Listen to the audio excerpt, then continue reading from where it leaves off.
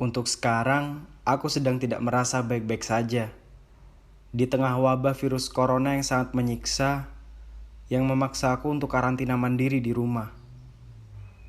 Yang awalnya sekolah menjadi rumah kedua untuk belajar dan rumah pribadi untuk istirahat, kini semua sudah tidak sama lagi. Ucapku saat mulai belajar dari rumah saat itu. Saat ini banyak sekali permasalahan yang sedang terjadi, baik itu di kalangan orang tua, remaja, sampai anak-anak. Awalnya aku berpikir bahwa kita dihadapkan oleh masalah yang sangat besar.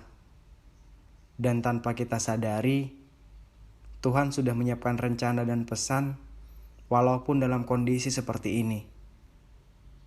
Tapi yang baik dari rumah, tempat ini juga bisa menjadi tempat terbaik untuk berpikir, belajar, dan mengerjakan banyak hal.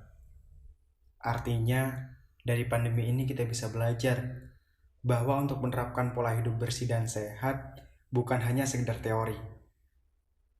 Pada kenyataannya, saat ini penting sekali untuk selalu mencuci tangan dengan sabun dan air mengalir sebelum atau sesudah beraktivitas. Menggunakan hand sanitizer sesudah menyentuh barang untuk menetralkan bakteri yang menempel di tangan. Dan jangan lupa, menggunakan masker saat keluar rumah nyatanya tidak hanya melindungi kita dari polusi yang ada di luar sana. Tidak bisa berkomunikasi bukan alasan untuk kita menjadi manusia yang antisosial. Karena sekarang sudah ada yang namanya sosial media untuk berkomunikasi dan saling berbagi cerita. Tapi tidak semua sosial media menayangkan sesuatu yang baik. Terkadang muncul berita, postingan, dan konten yang dapat menimbulkan kepanikan dan kebingungan banyak orang. Padahal di situasi pandemi seperti ini, kita harus bisa untuk saling berbagi dan saling memotivasi. Halo, udah. Skip. Nah, kali ini saya mau ngasih tahu lagi nih tentang apa sih itu virus corona. Virus ini adalah virus yang menyerang sistem pernafasan pada makhluk hidup. Virus yang biasa kita kenal sebagai COVID-19 ini dapat menyebabkan gangguan pada pernafasan, pneumonia akut, hingga kematian. Ngeri kan?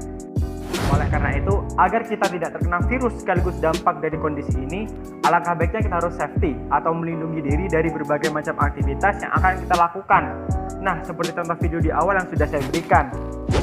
Yang pasti, jika teman-teman ingin keluar rumah, teman-teman wajib untuk memakai masker, membawa hand sanitizer, memakai sarung tangan, dan jangan lupa untuk menjaga jarak aman sekitar. Karena ini semua bertujuan untuk melindungi diri teman-teman dari berbagai macam ancaman kesehatan. Ya, walaupun kita udah memasuki era new normal nih, tapi yang pasti dalam kondisi seperti ini, kita masih belum bisa disebut sebagai normal. Grafik COVID-19 yang semakin lama semakin meningkat menjadi alasan kuat untuk kita masih belum bisa disebut sebagai normal. Dan jangan bingung untuk melakukan semua aktivitas walaupun di rumah aja. Nah, kalau teman-teman bingung, saya mau ngasih tahu nih aktivitas apa aja yang sudah saya lakuin selama 4 bulan terakhir. Yang pertama, saya selalu mengikuti berbagai macam webinar yang sudah tersedia di platform yang ada di media sosial. Yang kedua, saya mencoba untuk menanam tanaman di depan rumah atau di halaman rumah. Yang ketiga, saya coba masak-masakan viral nih yang ada di TikTok maupun di YouTube. Yang keempat, saya coba hal baru nih. Nah, saya coba buat konten podcast narasi yang bisa dinikmati oleh semua orang.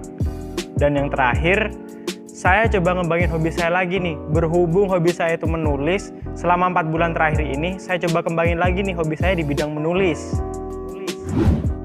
Jadi, walaupun kita dalam kondisi seperti ini, jangan jadikan ini sebagai alasan untuk bermalas-malasan dan tidak mematuhi protokol kesehatan.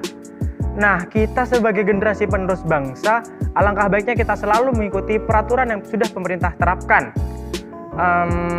Demi menjaga lingkungan dan menghilangkan pandemi yang nakal.